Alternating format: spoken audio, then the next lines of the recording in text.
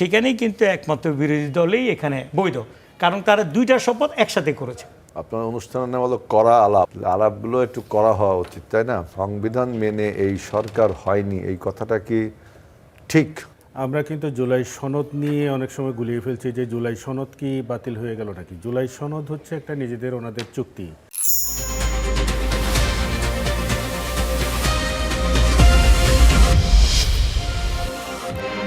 নেতা বদলায়, দল বদলায়, জন্ম নেয় নতুন দল, কিন্তু সাধারণ মানুষের ভাগ্য কি বদলায়? আশ্বাস আর প্রতিশ্রুতির ভিড়ে আমরা খুঁজব বাস্তবতার প্রতিফলন। আমাদের কাজ প্রশ্ন করা, দেশ ও মানুষের স্বার্থে প্রশ্ন করেই যাব। থাকবে মত ও ভিন্ন মতে শ্রদ্ধা। স্টার নিউজ করা আলাপের সঙ্গে শান্তা শার্লিন।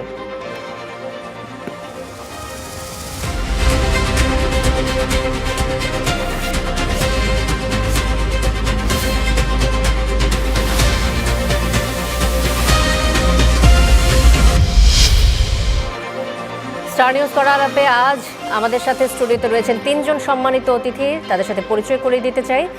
আমার ঠিক বাঁদিকে রয়েছেন আজিজুল বারী হেলাল, সংসদ সদস্য বিএনপি, তথ্য বিষয়ক সম্পাদক বিএনপি। আমার সাথে রয়েছেন অ্যাডভোকেট সাইফুর রহমান, সাবেক ডেপুটি অ্যাটর্নি জেনারেল, এবং রয়েছেন জ্যোতির্ময় বড়ুয়া, আইনজীবী, বাংলাদেশ সুপ্রিম কোর্ট। আপনাদের তিনজনকেই স্বাগত জানাচ্ছি আমাদের আজকের করা আলাপে।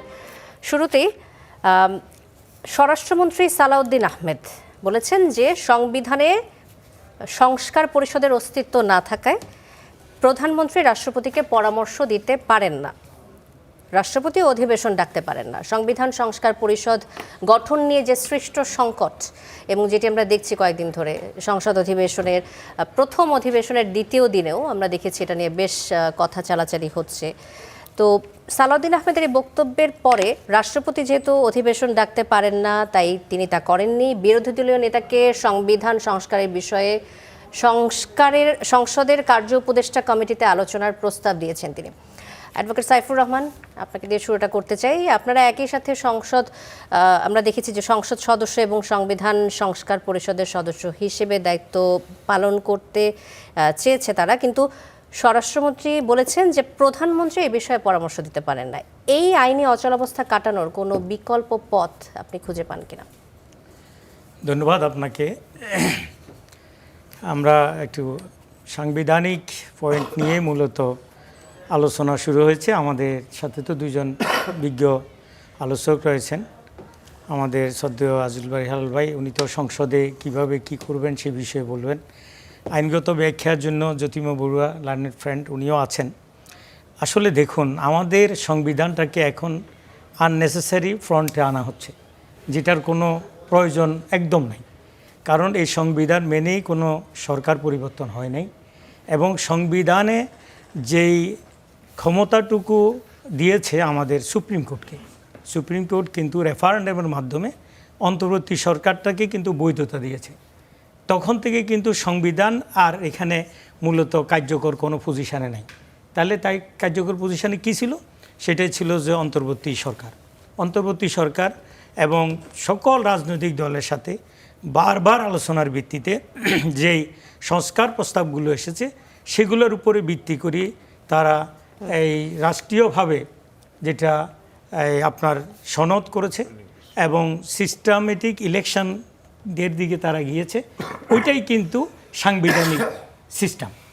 এবং একই পদ্ধতিতে নির্বাচন হয়েছে।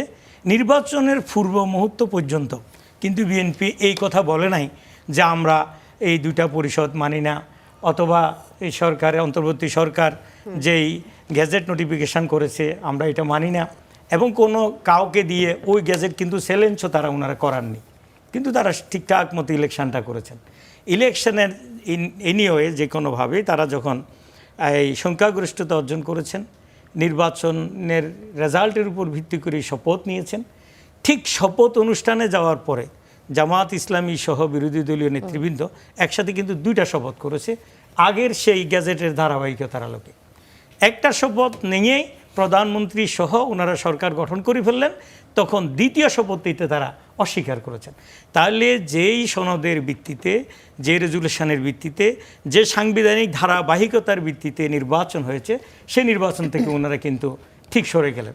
এখন বাংলাদেশের মূলত যদি আমি বলি, বৈধভাবে যদি কাউকে আমরা অনার করতে চাই রাষ্ট্র পরিচালনার জন্য, সেখানেই কিন্তু একমাত্র বিরোধী দলেই এখানে বৈধ, কারণ তারা দুইটা শপথ একসাথে করেছে। আচ্ছা, দুইটা শপথ একসাথে করেছে, কিন্তু যে শপথটা এখন বিএনপি তারা বলছে যে না, এটা সংবিধান নাই, আমরা এটা মানি না, এই শপথ আমরা নেব না। তারা মূলত সনদকে অস্বীকার করেছেন এবং সাংবিধানিক ধারাবাহিকতাকে তারা সরকার চ্যালেঞ্জ তো করেছেন। বলছে যে প্রধানমন্ত্রী এই বিষয়ে আসলে পরামর্শ দিতে পারেন না। এখন এই যে আইনি অচল অবস্থা, এই বিষয়ে আপনাদের কোনো পরামর্শ রয়েছে কি যে আপনারা কিভাবে করতে চান? না, এখানে তো অলরেডি প্রধানমন্ত্রীকে পরামর্শ দিতেই হবে, কারণ প্রধানমন্ত্রী তো ওই সাংবিধানিক ধারাবাহিকতায় তিনি প্রধানমন্ত্রী হয়েছেন। আচ্ছা, ইটস হিজ ডিউটি। তিনি সাথে সাথে শপথ নিয়ে সবাইকে আলোচনার তখন টেবিলে উনি নিয়ে যেতে পারতেন, কিন্তু সেই কাজটা তিনি না করে সাংবিধানিক অচলাবস্থা তৈরি করেছেন। এখন যে সংবিধানটাকে সামনে আনা হচ্ছে, আমি মনে করি এইটা একটা শুভঙ্করের পাখি ছাড়া আর কিছু না। আচ্ছা, শুভঙ্করের ফাঁকি বলছেন অ্যাডভোকেট সাইফুর রহমান। আজিজুল বারী হেলাল, আপনি কি বলবেন যে এই যে সংবিধান মেনে ক্ষমতা পরিবর্তন হয়নি এমনটা বলছেন, প্রধানমন্ত্রী আসলে এটি করতে পারেন, এই যে জুলাই সনদ মানার বিষয়গুলো আসছে, এখান থেকে বিএনপি পিছিয়ে যাচ্ছে কিনা, কি বলবেন? আপনার অনুষ্ঠানের নাম হলো করা আলাপ, আলাপগুলো একটু করা হওয়া উচিত, তাই না? যে সংবিধান মেনে এই সরকার হয়নি, এই কথাটা কি ঠিক? জনগণ তো শুনছে, এই কথা কি ঠিক? সংবিধান মেনে যখন কোনো বিপ্লব হয়, যখন কোনো তখন আপনি সংবিধানকে বন্ধ করে রাখা হয়, বা কোনো সেনাবাহিনী অনেক সময় কু করে, তাই না? কিন্তু যখন অভ্যুত্থান হয়, সরকারের পরিবর্তন হয়, তাই না, তখন যদি আপনি সেই প্রেসিডেন্টকে রেখে আপনি শপথ নিলেন, তাই না, 10 ওই যে আপনার 5ই আগস্টের পরে যে শপথ নেওয়া হয়েছে এই যে রাষ্ট্রপতির আমাদের যে উপস্থিতিতে, আপনার তত্ত্বাবধায়ক সরকার না অন্তর্বর্তীকালীন অন্তর্বর্তীকালীন সরকার, সরকার, তখন সুপ্রিম কোর্টের একটা রেফারেন্স আছে সংবিধানের 106 অনুযায়ী যে অন্তর্বর্তীকালীন সরকারের অধীনে একটা উপদেষ্টা পরিষদ গঠন হতে পারে, উপদেষ্টা পরিষদ তারা দেশ চালাবে। তাহলে ক্লিয়ার, একদম ক্রিস্টাল ক্লিয়ার, এবং যে সংবিধান অনুযায়ী চলছে দেশটা। এখন বলতেছেন যে তার মানে সংবিধান অনুযায়ী দেশ চলছে, এরপর বলছেন জুলাই সনদ আপনার এইটা হলো একটা রাষ্ট্রপতির আদেশ। জুলাই সনদ হলো কিন্তু রাষ্ট্রপতির আদেশ।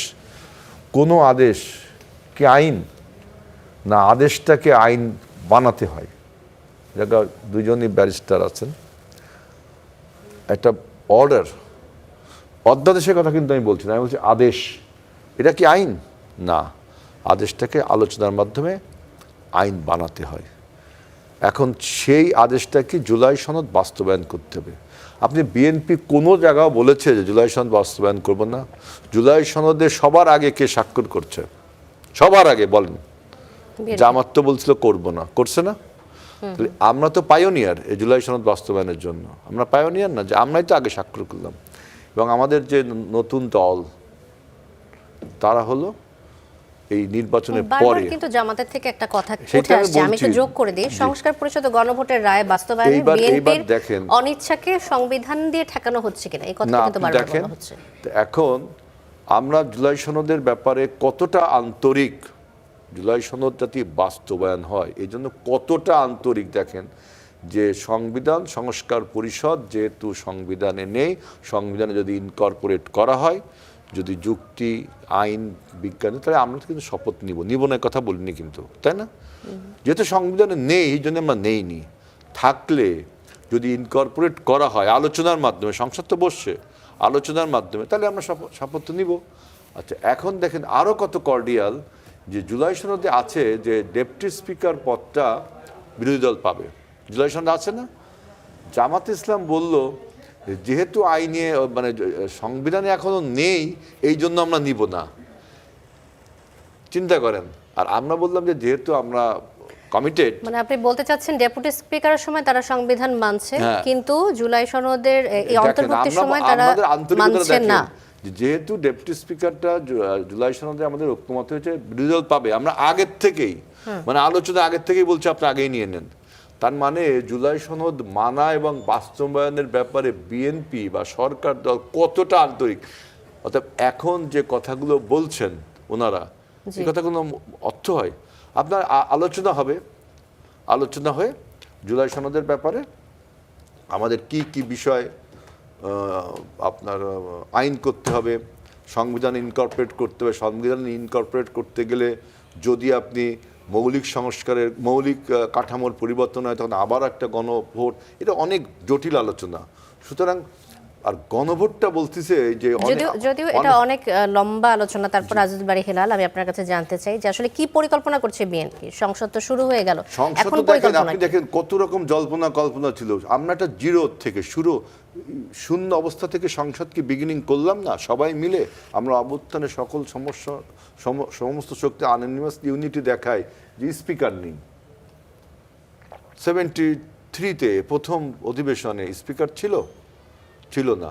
ঠিক সেরকম একটা চ্যালেঞ্জিং ভূমিকা আমরা গেলাম না, কিন্তু আমরা অভ্যুত্থানের সমস্ত শক্তি আননিমাস ইউনিটি দেখালাম যে ঠিক আছে, একজন সিনিয়র সদস্যকে দিয়ে আমরা স্পিকার নির্বাচন করলাম, সংসদ চললো।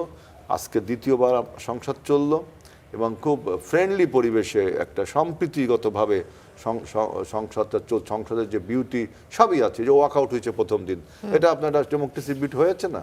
সুতরাং এই সমস্ত আলাপ আপনি যে করছেন, যে জুলাই সনদের প্রত্যেকটা দাড়ি কমা সেমিক্লোম সব কিছু বিষয়ে পুঙ্খানুপুঙ্খ আলোচনা করে তার একটা ব্যবস্থা নেওয়া হবে। এবং আমরা যে কতটা আন্তরিক, যে বললাম যে ডেপুটি স্পিকারের পদটা আমরা আগেই দিলাম, তারপরে আপনার জুলাই সনদের সবার আগে স্বাক্ষর করলাম। আপনি জুলাই সনদ বাস্তবায়ন হয়ে গেলে ডেপুটি স্পিকারের পদ তো তারা পেয়েই যেতেন। আচ্ছা, জুলাই সনদ বাস্তবায়নটা করবেন কিভাবে? আমাদের গণভোট প্রক্রিয়াটা কি হতে পারে আপনি যদি একটু ধারণা দেন আমাদের। বলছে যে রেফারেন্ডামটা হলো জুলাই সনদের বাস্তবায়নের প্রক্রিয়া। আমি প্রত্যেক টেলিভিশনে আমি আমাদের লার্নেড লয়ারের কাছে জানতে চাই যে আমি ওনার কাছে আসছি, গণভোট যেটা হলো, রেফারেন্ডাম যেটা হলো, সেটা হয়েছে কি জন্য বলেন? জুলাই সনদ বাস্তবায়ন হবে না এরকম একটা অবিশ্বাস প্রত্যেকটা রাজনৈতিক দলের উপর ছিল। বিএনপি চিন্তা করতো ওরা আসলে জুলাই সনদ বাস্তবায়ন হবে না, ওরা চিন্তা করতো বিএনপি আসলে জুলাই সনদ বাস্তবায়ন হবে না। অর্থাৎ এই যে অবিশ্বাস থেকে একটা কি গণভোটের আয়োজন করা হলো, যে পার্টিগুলো যেহেতু committed to implement the July সনদ, তাহলে জনগণের একটা উইল নিল, একটা আকাঙ্ক্ষা জনগণের উপরে যে হ্যাঁ জুলাই সনদ বাস্তবায়ন করতে হবে। এখন জুলাই সনদ বাস্তবায়ন করতে আপনার মোরাল একটা অব্লিগেশনে আপনি পড়ে গেলেন, আইনি কোনো অব্লিগেশনে কিন্তু পড়লেন, এটা আর একটা আলোচনা। আপনি মোরাল একটা অব্লিগেশনে পড়ে গেলেন যেহেতু গণভোটে। কারণ কি এইটা কি জন্য বললাম, যে আগের কোনো আইন দ্বারা সামনের কোনো পার্লামেন্টকে আপনি ধরে বাঁধে রাখতে পারবেন না, এটা আর একটা আলোচনা। সুতরাং বলছি যে গণভোটটা হয়েছিল বিশ্বাস অবিশ্বাস থেকে। এখন কিভাবে ইমপ্লিমেন্ট করব, যেমন উচ্চ পরিষদ, উচ্চকক্ষে কি পিআরে আমরা নোট অফ ডিসেন্ট দিয়েছি, আলোচনা হবে। তারা বলছি যে পিআর হবে, আমরা বলছি না আসন ভিত্তিক হবে, আলোচনা হবে, তাই না? আলোচনা হবে।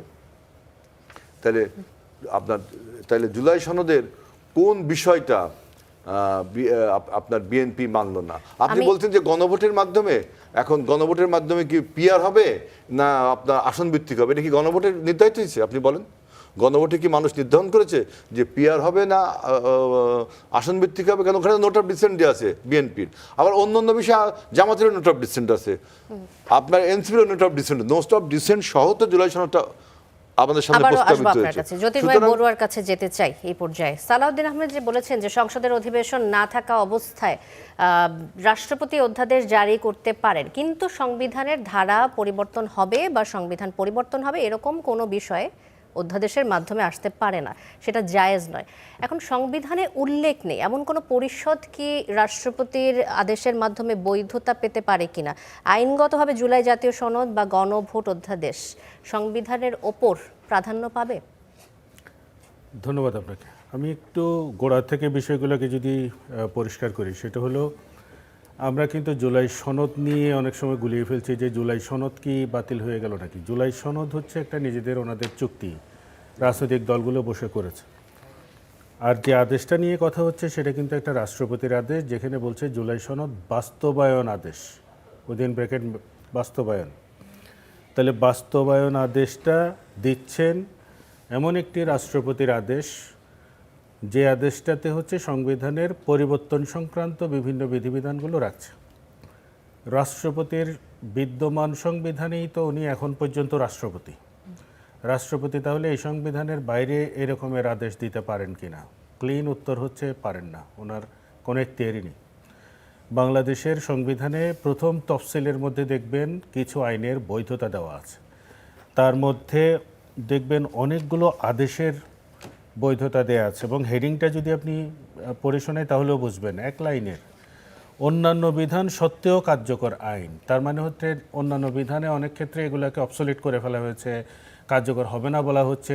তা সত্ত্বেও সংবিধানের মধ্যে কার্যকরতা দিলেও বেশ কিছু আদেশ, যেহেতু ওই 72 সনে হচ্ছে আপনার সংবিধান ছিল না, পার্লামেন্টের সেরকম ফরমেশন হয়নি, এই সমস্ত ভ্যাকুয়ামের সময়টাতে যে সমস্ত রাষ্ট্রপতির আদেশগুলো ছিল সেই আদেশকে বৈধতা দেওয়ার জন্য একটা তালিকা করে প্রথম শিডিউলের মধ্যে বৈধতা দেওয়া হয়ে একটা ক্যাপিং করে ফেলা হয়েছে।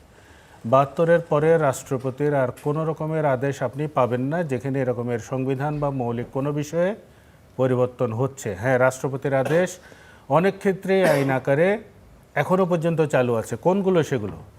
যেমন ধরেন ভিএটি সংক্রান্ত কোনো একটা আদেশ দিলেন, কিংবা আয়কর কোনো বাড়ানোর জন্য কমানোর জন্য কোনো আদেশ দিলেন, সেগুলো আইন আকারে রাষ্ট্রপতির এসআরও হিসেবে সেগুলো সাথে সাথে পালনীয় আদেশ হিসেবে কিন্তু হয়ে যায়।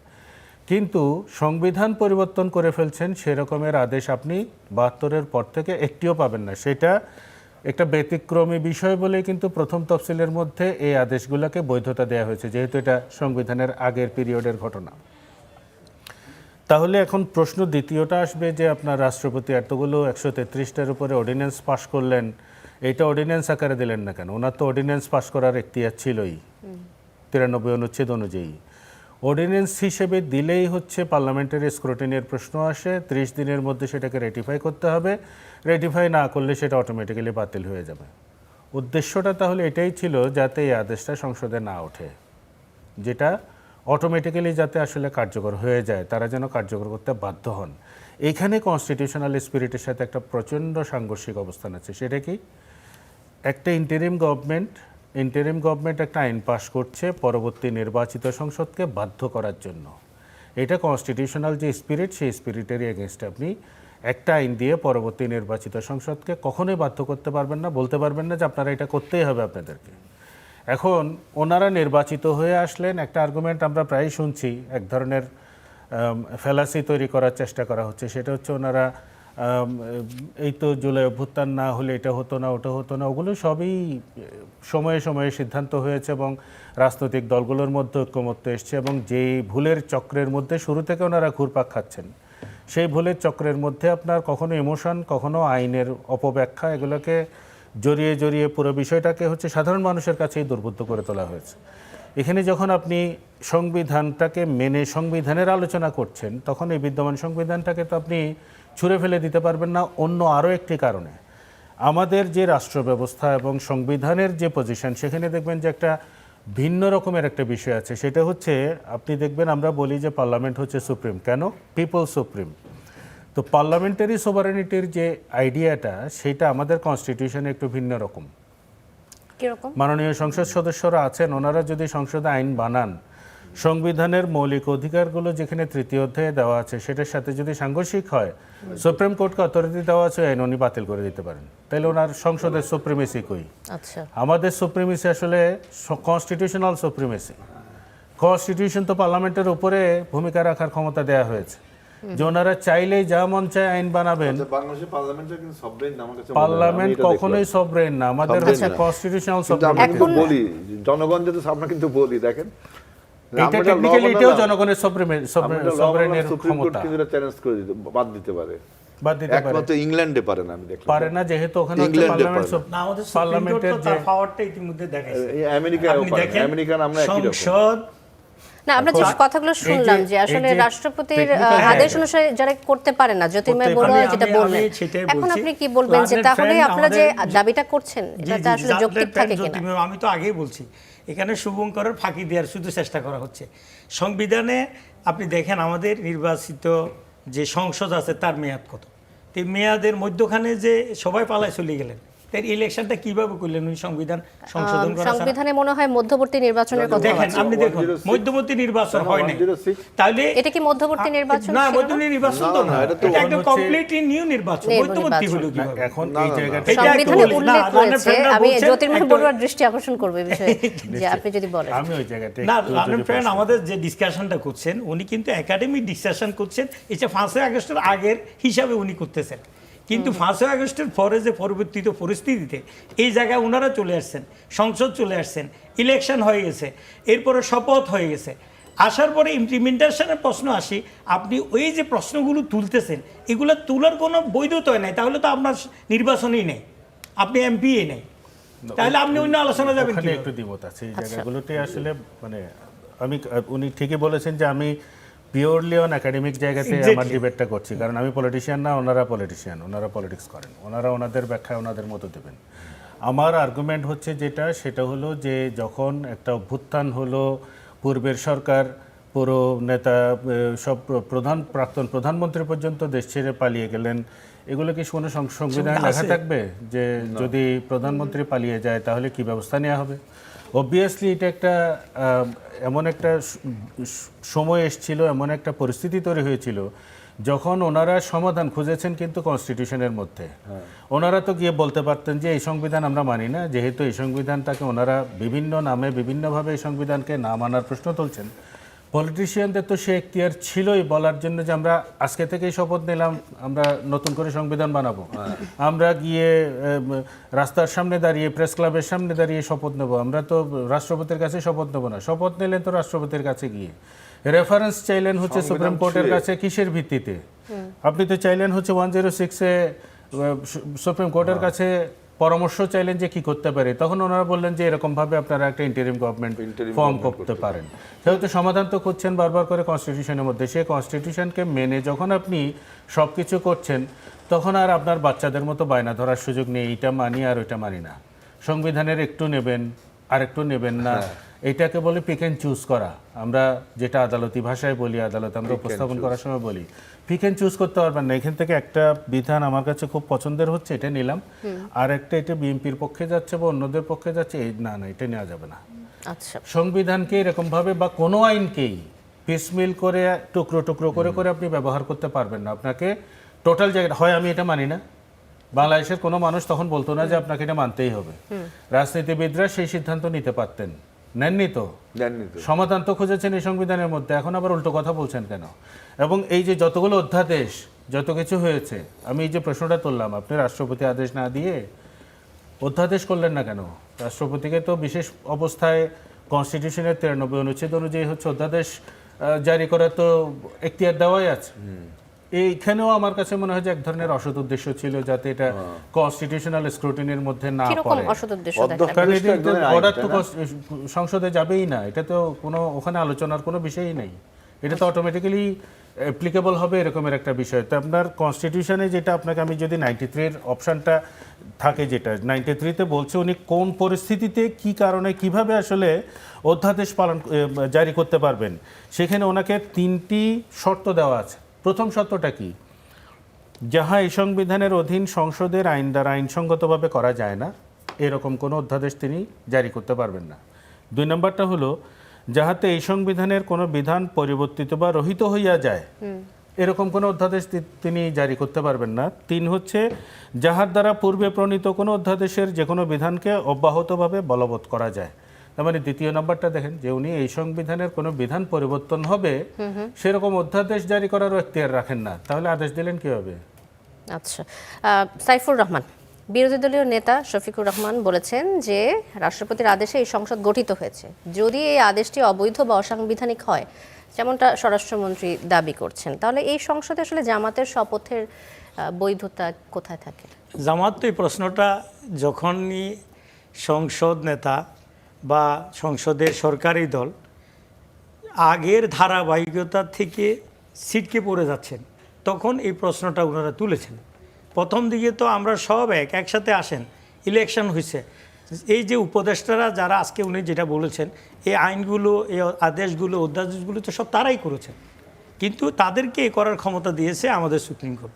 বারবার বলছি, তখন কিন্তু এই সুপ্রিম কোর্টের আলোকেই যে উপদেষ্টা যারা ছিলেন তাদেরকে যে পাওয়ারটা দিয়েছেন, সেই পাওয়ারগুলো যতগুলো ইমপ্লিমেন্টেশনের জন্য দরকার ছিল সব দল একত্রে, এবং ফাইনালি আমাদের যখন বিএনপি না ভোটের এগেনিস্টে অবস্থান নিল, তখন কিন্তু তারেক রহমান সাহেব আসি কিন্তু উনি হ্যাঁ ভোটের পক্ষে কিন্তু ক্যাম্পেইনটা করেছেন, গণভোটের পক্ষে কিন্তু কথা বলেছেন। তাহলে কি হলো, জনগণকে এটা বোঝালো যে আমরাও হ্যাঁ ভোটের পক্ষে, আপনাদের যেই ম্যান্ডেট যে চাওয়া সে আলোকে আমরা কিন্তু গভর্নমেন্ট ফর্ম করবো। হ্যাঁ ভোটের টার্গেট তো এইটাই। হ্যাঁ ভোটটা তাহলে আপনি জয়যুক্ত হওয়ার পর আপনি জেনারেল ভোটে জয়যুক্ত হইলেন, আপনার শপথ নিলেন, তো হ্যাঁ ভোট জয়যুক্ত হওয়ার পরে তার ইমপ্লিমেন্টেশন কী হবে, কিভাবে হবে, যেভাবেই হবে সেটাই কিন্তু বলা আছে যে এই প্রক্রিয়া যাই আপনি সংসদে শপথ নেবেন এবং সংস্কার পরিষদে শপথ নেবেন। সংস্কার পরিষদের শপথ থেকে আপনি কেন অবশ্যই একটা শপথ নেওয়ার পরেই তো আপনি বলতে পারতেন এখন আসুন আমরা এটাকে এই পদ্ধতিতে আলোচনায় যাব। কিন্তু আপনি শপথটা না নিয়ে যে স্পিডটা টোটাল জুলাই সনদের স্পিড থেকে আপনি বিএনপি টার্ন করে দিকে চলে গেলেন। সংবিধান মেনে বিএনপি সংসদে কাজ করতে চেয়েছে এবং জুলাই সনদের বাস্তবায়ন করতে চেয়েছে, যদি আমি ভুল না করি, আপনি যোগ করবেন। জি, আজদুল বারী হেলাল, বলি দেখেন আমরা এখানে আপনি যত শপথটা না আমার নিলে প্রশ্নটা হচ্ছে সংবিধান মানলেন না। আমার আলাপ প্রশ্নটা করছি হচ্ছে এখানে, আসলে এত করালাপ কিন্তু সংসদে হচ্ছে না, সংসদে কিন্তু খুব ফ্রেন্ডলি। এই যে জ্যোতির্ময় বড়ুয়া যেটা বলছেন এরকমই কিন্তু সবাই আমরা এরকমই আলোচনা করছি যে এইটার একটা জুলাই সনদ কিভাবে বাস্তবায়ন করব। দেখেন আজকে সেকেন্ড সেশন, আমাদের নিয়মিত সেশন হলো, প্রশ্নোত্তর পর্ব হলো, 71 গুরুত্বপূর্ণ সম্পন্ন কথা হলো, তারপরে প্রেসিডেন্টের ভাষণের উপরে ধন্যবাদ প্রস্তাব হলো। এরপরে জুলাই সনদ নিয়ে যখন আলোচনা হবে তখন দেখবেন কত ইজি হয়ে যাচ্ছে বিষয়গুলো।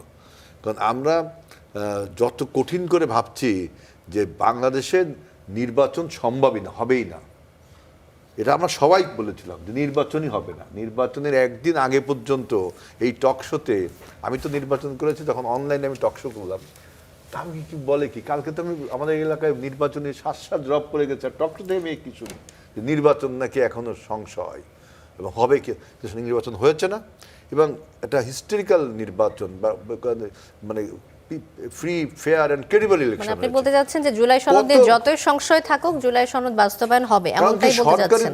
জুলাই সনদের সবচেয়ে বেশি আমি হেলাল আপনার কাছে জানতে চাই, জিনিসটাকে একটু বলি, কোনো কনফিউশন নেই, মানে জুলাই সনদ যেভাবে নোট অফ ডিসেন্ট সহ বিএনপি যেভাবে দিয়েছে এটা বাস্তবায়ন হতে যাচ্ছে।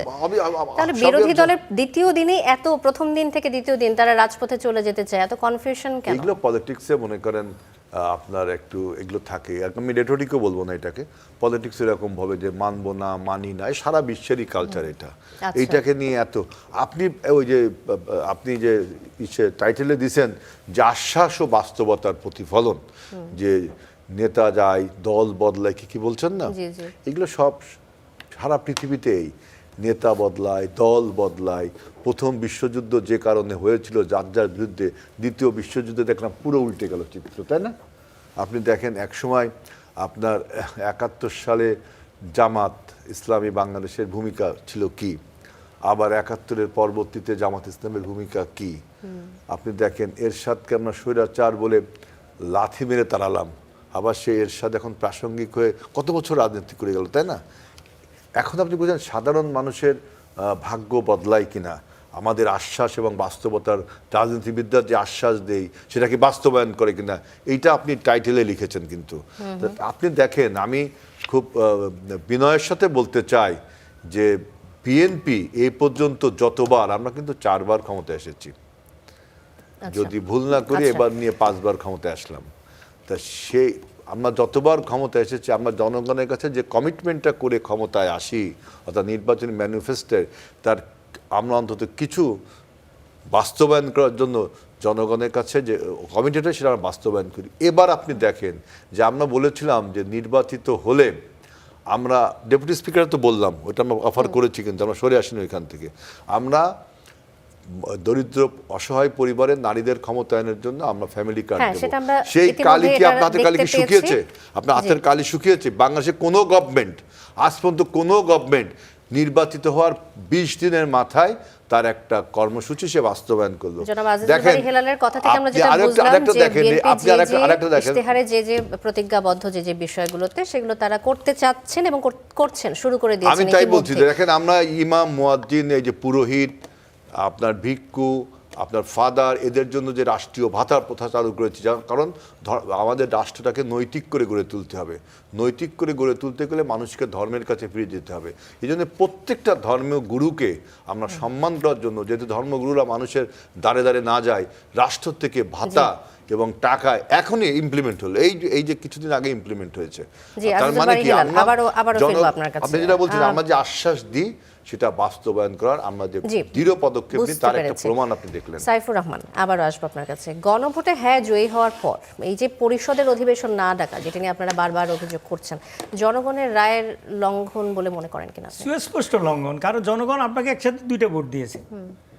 এখানেও তো আমরা বলেছি, আপনি দেখুন যে সারা দেশে ওনারা জিতে আসছেন বা অনেকগুলো আসন ওনারা সংখ্যাগরিষ্ঠতা পেয়েছেন, দেখালেন। জামাত থেকে অবজেকশন দিয়েছে, অভিযোগ করেছে। আমি তো নিজে এরকম, আপনি দেখেন এক কেন্দ্রের ভোট হলো, আপনি যদি বিএনপি 2200 পায়, আর হাঁ বোর্ডে যদি 1900 ব্যালট ভোট যোগ করার হয়, তাহলে দেখা যাচ্ছে যে এইখানে ডিফারেন্সটা রয়ে গেল। কারণ একসাথে 2টা ব্যালট দেওয়া হয়েছে। আপনি একটা ব্যালটের যোগ করার পর একটা সংখ্যা, আরেকটা ব্যালট যোগ করার পর আরেকটা সংখ্যা হতে পারে না। 2টা ব্যালটে একসাথে ভোট হওয়ার পর একটা বাস্তবায়ন হবে, আরেকটা হবে না।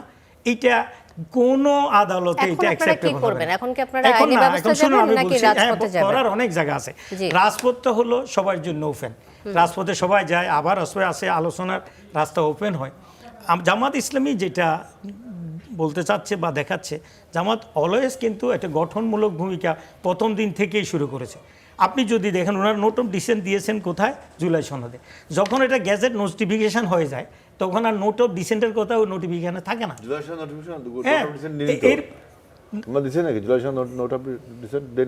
যে পয়েন্টগুলোতে যে আলোকে আপনারা কার্যকর, আমি বলছি আপনার দিয়েছেন, এইগুলো কিন্তু এইখানের আপনার যখন ডিসিশন হয়ে যায়, যখন এই সরকার থেকে একটা এই প্রজ্ঞাপন জারি হয়ে যায়, তখন কিন্তু ওইটা হয়ে যায় তখনকার ল। আপনি ওইটার পিছনের ব্যাকগ্রাউন্ডে এগুলো হলো টেবিল টকের আলোচনা, যেটা ডিসিশন, এটা কিন্তু আমরা বাস্তবায়ন হবে। ইলেকশন হয়েছে, ভোট হবে, ভোট হওয়ার পরে শপথ হবে, এরপরে সংস্কার পরিষদের শপথ হবে। একটা সুস্পষ্টভাবে ওখানে লেখা আছে। আপনি একটা শপথ নেওয়ার পর বললেন যে ওইটা সংবিধানে নাই, আমরা নেব না। এইটাই কিন্তু কনস্টিটিউশনাল যে স্পিড, বিএনপি টোটাল এখানে ভাইলেট করেছে। বিএনপি এই শপথটা নিয়ে কথা বললে অসুবিধা কি ছিল?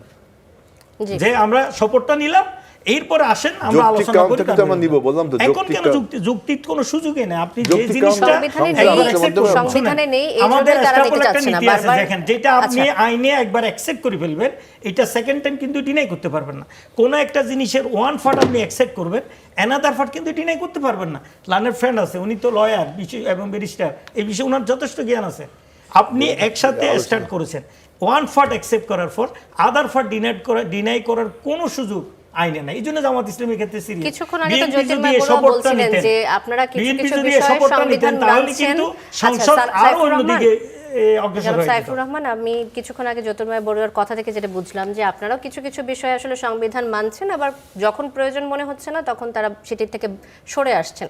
তো আপনারা আসলে কোনটাকে ফলো করতে চাচ্ছেন? সংবিধান মেনে এই যে রাজনৈতিক পদক্ষেপগুলো নিতে চাচ্ছেন, নাকি সংবিধানকে পুরোপুরি ফেলে দিয়ে নিতে চাচ্ছেন? না, সংবিধানের কোনো বিষয় ফেলার সুযোগ নেই। এই জন্য যে সংবিধানটা কার্যকরী হয়েছে আমাদের সুপ্রিম কোর্টের রেফারেন্ডামের ভিত্তিতে, আমরা বলেছি একই স্পিড মেনে জামাত ইসলামী সবগুলোকে কিন্তু অ্যাকসেপ্ট করে নিয়েছে। এরপরে নির্বাচন হয়েছে, নির্বাচন অ্যাকসেপ্ট করেছে, তারপরে তারা সংসদে এসেছে, শপথটা আগে নিয়েছে। এখন যদি বিরোধী দলের যেই শপথের যে দায়িত্বটা, সরকারি দলের যে শপথটা, আপনি যদি আগের আপনার পরিষ্কার রেজুলেশন এবং ডিসিশনের ভিতর থাকে, এইটা হবে, এটার পরে শপথ এইটা হবে। এখন আপনি যদি এই শপথের একটা অংশ মানি আপনি সরকারে ফর্ম করেন, কিন্তু আরেকটা অংশ আপনি ডিনাই করতে পারেন না, এটা আমাদের সুস্পষ্ট বক্তব্য। এই জন্য সরকারি দল ওই শপথটা নেয়ার পর এই সমস্ত বক্তব্যগুলো যদি জামাতকে দিত, অফারগুলো দিত, আদার্স বক্তব্যগুলো দিত, আমার মনে হচ্ছে জামাত ওখানে আর ডিনাই করার কোনো সুযোগ থাকতো না। আচ্ছা, জ্যোতির্ময় বড়ুয়া, এই পর্যায়ে আপনার কাছে আসতে চাই। যেমনটা শুনছিলাম আমরা সাইফুর রহমানের কাছ থেকে, সংসদের বিষয়টা নিয়ে আলাপ করি আরেকবার, যে সালাউদ্দিন আহমেদ বলেছেন যে যদি বিরোধী দলের প্রশ্ন অনুসারে রাষ্ট্রপতির জারি করা আদেশটা সাংবিধানিক হয় এবং সেটা নিয়ে সংসদে আলোচনা হতে পারে, অসাংবিধানিক ঘোষণা করা হবে না মর্মে আদালতে রুল জারি করেছেন। গণভোট অধ্যাদেশের নির্দিষ্ট অংশ কেন অসাংবিধানিক ঘোষণা করা হবে না, এই মর্মে আদালতে রুল জারি করেছেন। এখনও হয়তো বিচার বিভাগ তার মতামত দেবে। এখন কিন্তু সার্বভৌম সংসদ আবার এমন কোনো আইন প্রণয়ন করতে পারে না যেটা জুডিশিয়ারিতে গিয়ে চ্যালেঞ্জ হয়ে বাতিল হয়ে যাবে বা ভায়োলেশন অফ কনস্টিটিউশন হয়ে যাবে। সুতরাং উভয় দিক লক্ষ্য করে আমরা যদি দেখি যে জাতির বৃহত্তর স্বার্থে আইনানুগভাবে বা সাংবিধানিকভাবে, যে কোনো সাংবিধানিকভাবে বা আইনানুগভাবে যে কোনো একটিকে বেছে নিতে হচ্ছে, তাহলে স্বরাষ্ট্রমন্ত্রী বললেন যে আদালতের রায় সংসদের ওপর বাইন্ডিং নয়।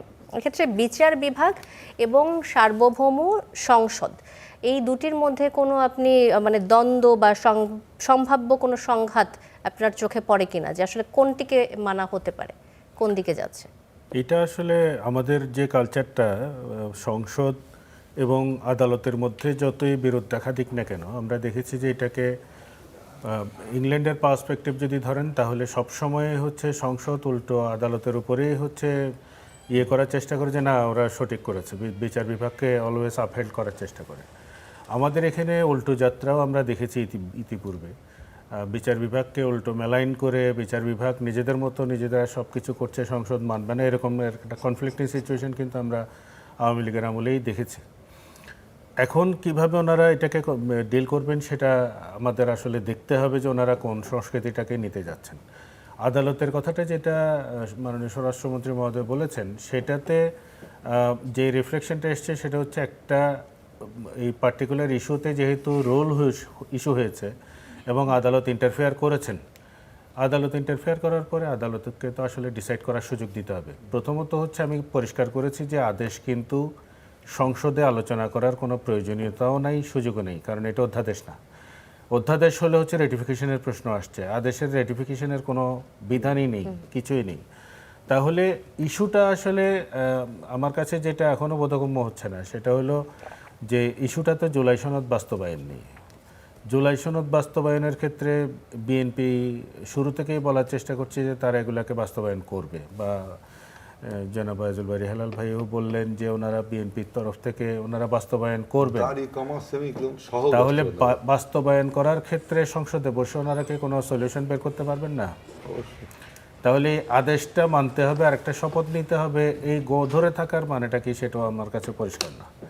এটা তো না করে ওনারা ওনাদের মতো করে সংসদে বসে সিদ্ধান্ত নিয়ে প্রয়োজন বোধে ওনাদের যদি মনে হয় যে ওনারা রেফারেন্ডাম আরেকটা করবেন, কনস্টিটিউশনে তো কোনো বার নাই আরেকবার রেফারেন্ডাম করার জন্য।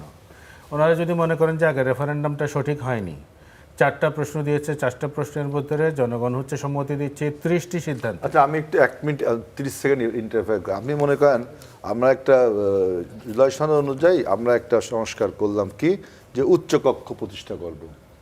এই উচ্চকক্ষ প্রতিষ্ঠা করতে গেলে তো মৌলিক কাঠামোর সাথে পরিবর্তন হচ্ছে, তখন কি আপনার রেফারেন্ডামে যাইতে হবে না? আবার ডেফিনেটলি রেফারেন্ডাম। তাহলে আগে রেফারেন্ডাম আননেসেসারি করলাম না?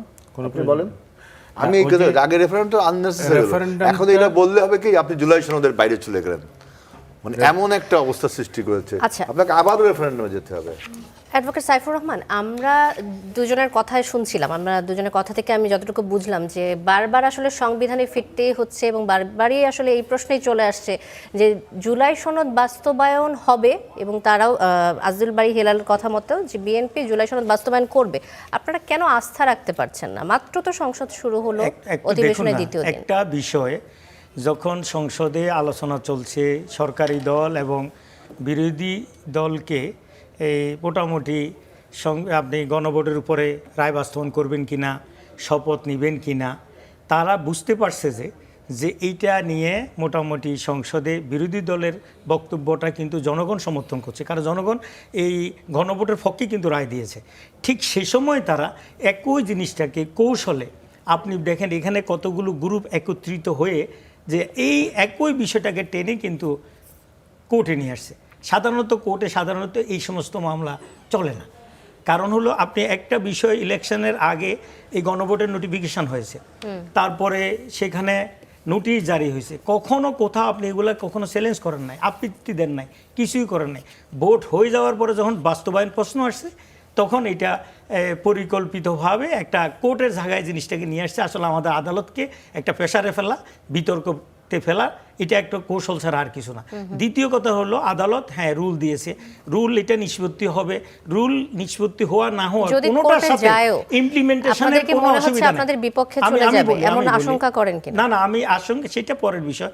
আমরা উভয় পক্ষে কোর্টে আদালতে হবে, রায় হবে, এখন জাস্ট একটা রুল হয়েছে। এই রুল পেন্ডিং থাকা অবস্থায়ও যদি সরকারি দল আগের অ্যাকর্ডিং টু ডিসিশন যে স্পিডে তারা ইলেকশন করেছে, যে স্পিডের রেজাল্ট পাবলিশ হয়েছে, একই ধারাবাহিকতা তারা যদি শপথ গ্রহণ করি সংবিধানকে তার জায়গায় নিয়ে যাওয়ার যেটা দরকার, তারা যদি বলে যে না আমরা এখন সংবিধানের এটা কন্ট্রাডিকশন আছে, তাহলে ওনারাই সংবিধান সংশোধনের প্রস্তাবও ওনারা সংশোধন আনতে পারে। তারা কিন্তু এখানে অ্যাবসলিউট মেজরিটি রয়েছে।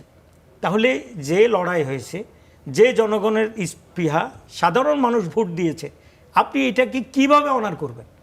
এই কাজটা তো প্রথমেই তো সংসদে গিয়ে এই অনারটা তাদের করার মানে আপনার মতে শুরুতে এটা নিয়ে কথা বলা উচিত ছিল এটা এবং এটা প্রথম কার্যক্রম থেকেই, শুরু করার অবশ্যই, কথা ছিল। অবশ্যই। আচ্ছা, এটা কিন্তু যখনই একটা আসতেছে একটা নতুন একটা সিস্টেম হচ্ছে। তো আমি বলছি যে এটা আদালতে মামলা হয়েছে, রুল ইস্যু হয়েছে, এটা এখানে বেশি আলোচনার মানে দ্রষ্টব্য আপনাদের কি বিষয় এই নেই। ধারণা করেন সরকার যে, যদি সিদ্ধান্ত নেয় তাহলে এই মামলাটা কিন্তু ওই লোকগুলোই তৈরি করেছেন যারা সংসদের সাথে রিলেটেড, যারা এইখানে জুলাই সনদের বিরোধিতা করছেন, যারা গণভোটের আগে নায়ের পক্ষে ক্যাম্পিং করেছেন। এখন যেহেতু জয়যুক্ত হয়ে গেছে, তাহলে কিভাবে এটাকে কন্ট্রোভার্সিয়াল করা যায়? এই জন্য আমরা বলছি এই সমস্ত ট্রাসি ম্যাটারগুলোতে আদালতের কাছে না আসাই উত্তম। কিন্তু আদালতকে এখানে বিতর্কের সাথে জড়ানোর কোনো সুযোগ নাই। এটা একটা সংগ্রাম, লড়াই করার পর একটা অবস্থান তৈরি হয়েছে এবং আন্ডারস্ট্যান্ডিং ভিত্তিতে একটা আপনারা কি ইলেকশন শঙ্কা হয়েছে। করেন আদালত স্বাধীনভাবে কাজ করতে পারবে এখন মনে করেন কিনা? আদালতে যেদিন এই মামলাটা শুনানি হয়েছে সেখানে যদি আপনি যান, তো এই মামলার সাথে যারা লয়ার, মামলার যারা পিটিশনার এবং কোর্টে যাদের উপস্থিতি, সেটা দেখার পরে আপনি এজ এ সাংবাদিক নিজেই মন্তব্য করতে পারবেন হোয়াট উইল হ্যাপেন। জি, এখানে একটু ছোট্ট একটু যদি রিপ্লাই দেওয়ার সুযোগ দেন, সেটা হচ্ছে আমার অবশ্যই। লার্নেড ফ্রেন্ড সাইফুর রহমান সাহেব কয়েকটা জায়গায় একটু তালগোল পাকিয়ে ফেলছেন। সেটা হলো যে সুপ্রিম কোর্টের রেফারেন্সের মাধ্যমে যে গভর্নমেন্টের লেজিটিমেসির প্রশ্ন তুলছেন, supreme court itself is a creation by the constitution. যে পার্লামেন্টে বসে সমাধান করার কথা বলছেন, that is also creation of the constitution পাল্টাবার কথা বলছেন হচ্ছে আপনি আগায় বসে গোড়া কাটার মতো আলাপ, সেটা একটা। আর দ্বিতীয় হচ্ছে মামলা সংক্রান্ত যে আলাপগুলো এই পরিসরে, পাবলিক পরিসরে তুলেছেন, আমার মনে হয় যে এটা যারা মামলা করেছেন তারা তো এখানে ডিফেন্ড করার সুযোগ পাচ্ছেন না, ফলে একতরফাভাবে এই ধরনের আলাপগুলো না তোলাই ভালো। না, এটা রেগুলার হচ্ছে, আলোচনা আসতেছে। পরিসরটা ভিন্ন। এই নিয়ে যারা মামলার পক্ষবিপক্ষ আইনজীবী তারা কিন্তু রেগুলার বক্তব্য দিচ্ছেন মিডিয়াতে। ডিফেন্ড করার জন্য তো মনে করেন এই মুহূর্তে আপনাকে ডিফেন্ড করার কেউ নেই, মানে আপনি যেটা বলছেন সেই বক্তব্য তো ডিফেন্ড করার সুযোগ দিতে হবে। এখন কথা হচ্ছে আদালতের কি শুনতে পারবে আর পারবে না, এই আলোচনাটা কিন্তু আদালতের ওই শুনানির সময় কিন্তু এসছে। যেটা সাইফুর রহমান সাহেব প্রশ্ন তুললেন যে এই ধরনের টাচি বিষয়, আদালতের কাজই হচ্ছে টাচি বিষয় আসলে এডজুডিকেট করা। প্রশ্নটা যেটা আসছিল সেটা হচ্ছে যে পলিটিক্যাল ডিসিশনগুলোকে এডজুডিকেট করবে কিনা আদালত। এখন কোনো পলিটিক্যাল ডিসিশন যদি নিয়ে যায় তাহলে সেটা তো সেই প্রশ্ন আছেই। তখন হচ্ছে ডক্ট্রিন অফ পলিটিক্সের পলিটিক্যাল কোয়েশ্চেনের একটা প্রশ্ন আসে। এই ডক্ট্রিন অফ পলিটিক্যাল কোয়েশ্চেন আসলে কোর্ট অ্যাসার্টেন করবে না, কিন্তু এখন তো আসছে কনস্টিটিউশনের সাথে এইটা আদৌ লিগ্যালিটি অ্যাসার্টেন করার প্রশ্ন, যে আদৌ এই ধরনের রাষ্ট্রপতি আদেশ দিতে পারেন কি পারেন না, বা বিদ্যমান কনস্টিটিউশনে যেখানে আর্টিকেল 93-তে পরিষ্কার করে বলা আছে কনস্টিটিউশনকে পরিবর্তন করবে কোনো বিধানকে, সেরকমের ওনার অধ্যাদেশ জারি করার কোনো এখতিয়ার নেই। তাহলে সেরকম অধ্যাদেশ যদি জারি করে থাকেন সেটা এখতিয়ারে কনস্টিটিউশনই সুপ্রিম কোর্টকে দিচ্ছে টেস্ট করার জন্য যে এটা আদৌ টিকবে কি টিকবে না। সেটা আসলে সে পর্যন্ত অপেক্ষা করা উচিত, যেহেতু এটা একটা কনস্টিটিউশনাল কোয়েশ্চেন রেজ হয়েছে। কনস্টিটিউশনাল কোয়েশ্চেন সুপ্রিম কোর্টের এখতিয়ার আছে এবং তারা অ্যাসার্টেন করতে পারবে। এক্ষেত্রে যেই আলাপটা আরও আমরা শুনছি এক্সটেন্ডেড আলাপ, সেটা এই ফাঁকে একটু বলে নেওয়া ভালো।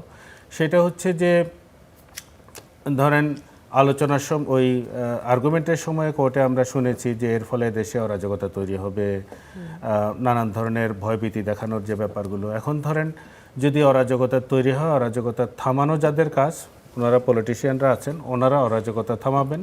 কোর্টের কাজ অরাজকতা থামানোর চিন্তা করে হচ্ছে, যেটা লফুল অর্ডার হবে সেটা না দেওয়া, সেটা তাদের কাজ না। এক্ষেত্রে আপনার আমেরিকান সুপ্রিম কোর্টের একটা জাজমেন্টের কারণে কিন্তু রীতিমতো গৃহযুদ্ধ শুরু হয়ে গিয়েছিল।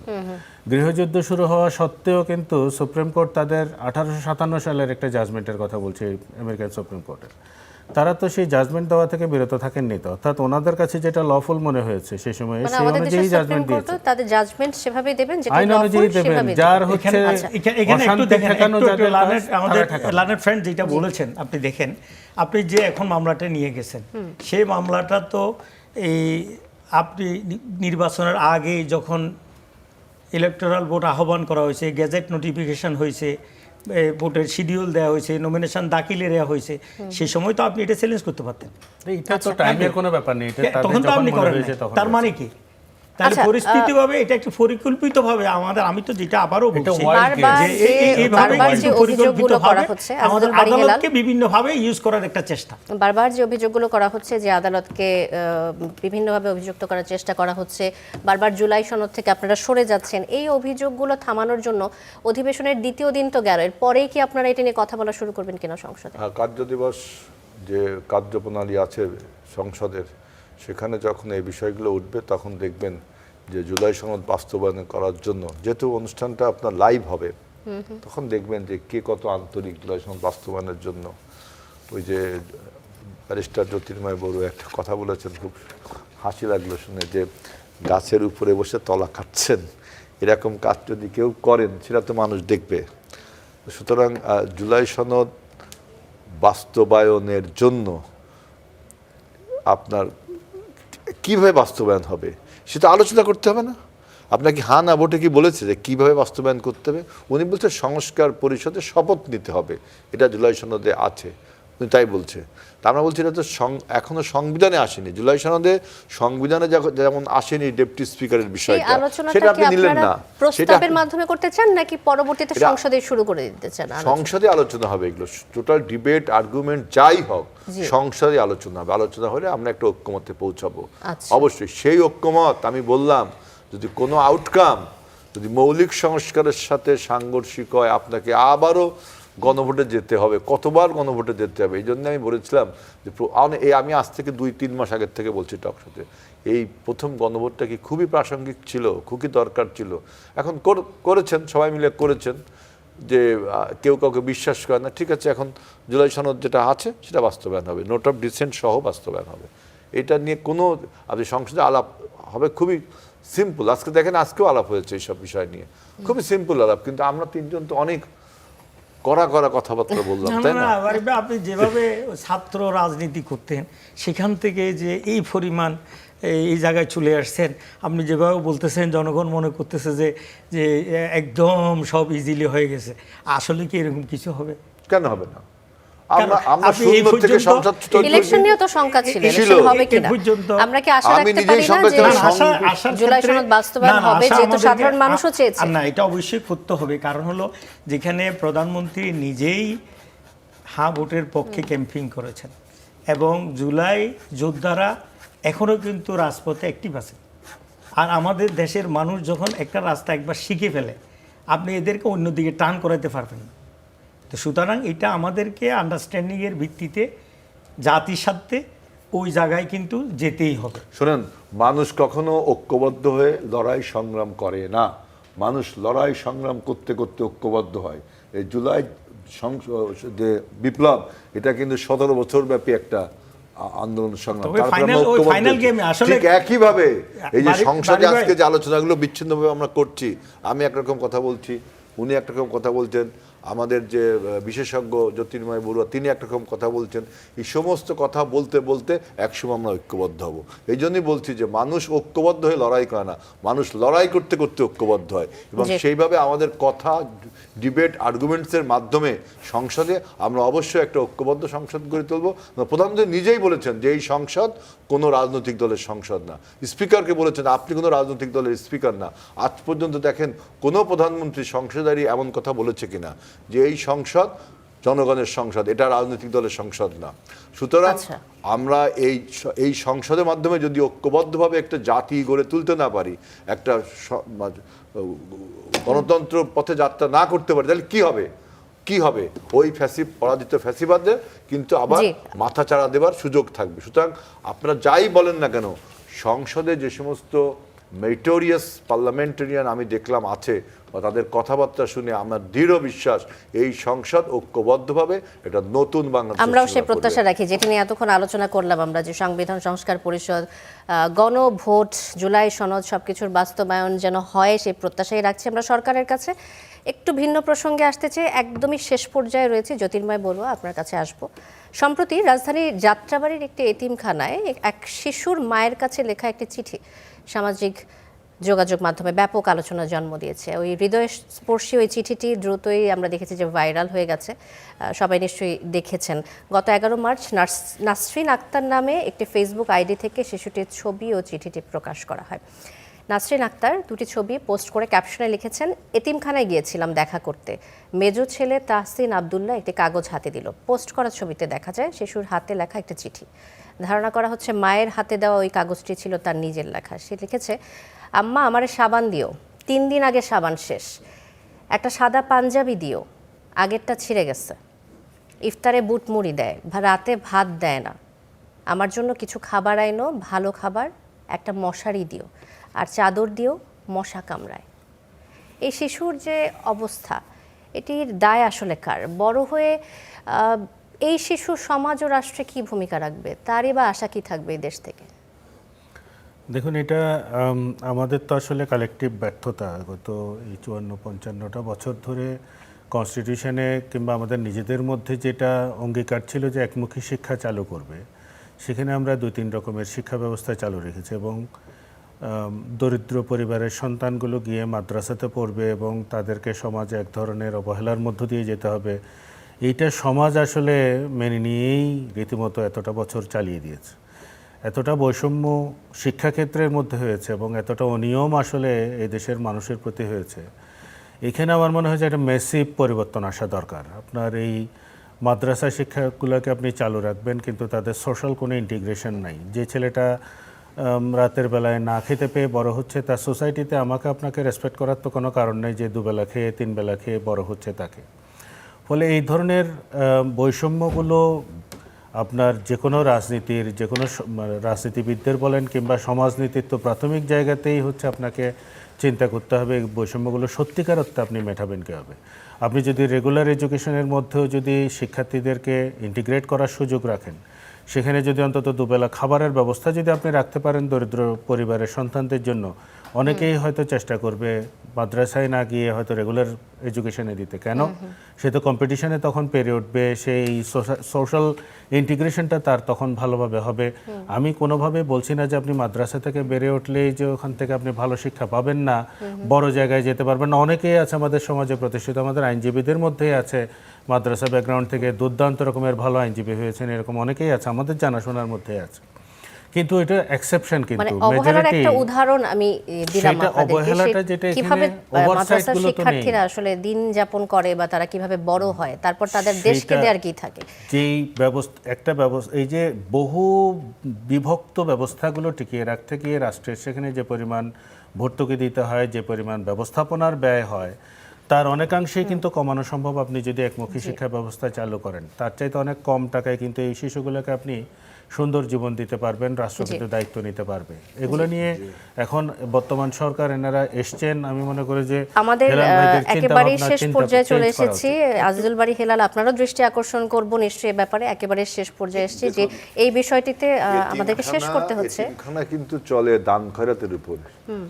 জ্যোতির্ময় বড়ুয়া একটা নাইস কথা বলছে, এটা আমার 30 সেকেন্ড সময়, এটা আমি বলছি। এতিমখানাগুলো চলে কিন্তু দান করে দেবো, ওইখানে এতিম ছাত্ররা ছেলেরা ওইখানে থাকে, তারা সেখানে লেখাপড়া করে সব ফ্রিতে।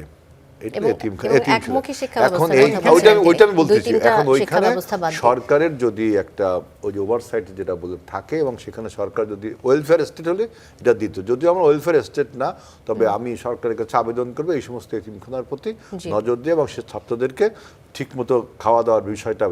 এখন লেখাপড়ার বিষয় জ্যোতির্ময় বড়ুয়া একটা নাইস কথা বলেছেন, যে এই যে চতুর্মুখী শিক্ষা ব্যবস্থা আমাদের, ইংরেজি মিডিয়াম, বাংলা মিডিয়াম, আবার ইংরেজি ভার্সন, আবার মাদ্রাসা শিক্ষা, আবার কওমি শিক্ষা। নিশ্চয়ই আপনারা এই বিষয়ে আমরা চাই একমুখী শিক্ষা।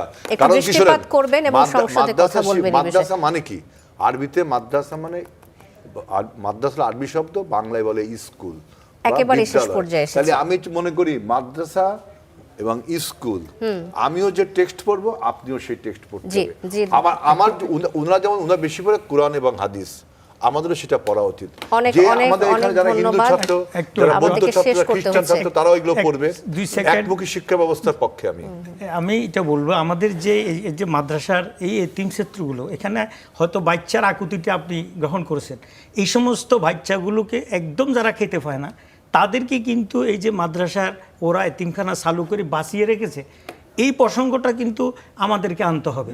একজনের একটা আবেগ আমরা দেখেছি, কিন্তু টোটাল এই অবহেলিত মানুষগুলোকে এতিমখানাই তো করেছে। আমাদের সরকারের দায়িত্ব হলো এই বাচ্চাদের কিন্তু টেক কেয়ার করা। এখন আপনি বাচ্চাটা দেখলেন, আমি চট্টগ্রাম বিশ্ববিদ্যালয়ে যখন পড়তাম, আমার হলের যে ছাত্রগুলো থাকতো, তাদের যে করুণ অবস্থা, একটা ছেলে সকালে নাস্তা করে সেই সারাদিন না খেয়ে রাত্রে আসে আবার খেত, অথচ সে বিশ্ববিদ্যালয়ের যে স্টুডেন্ট, তার এই অভাবটা তো কেউ দেখে না। নিশ্চয়ই আমাদের সংসদ সদস্যরা এইসব বিষয়ে নিশ্চয়ই কথা বলবেন। অনেক ধন্যবাদ আজিজুল বারী হেলাল, অ্যাডভোকেট সাইফুর রহমান এবং জ্যোতির্ময় বড়ুয়া আমাদের আজকের আয়োজনে আসার জন্য। স্টার নিউজ করা আলাপ আজ শেষ করছি এখানে। অনেক ধন্যবাদ সাথে থাকার জন্য।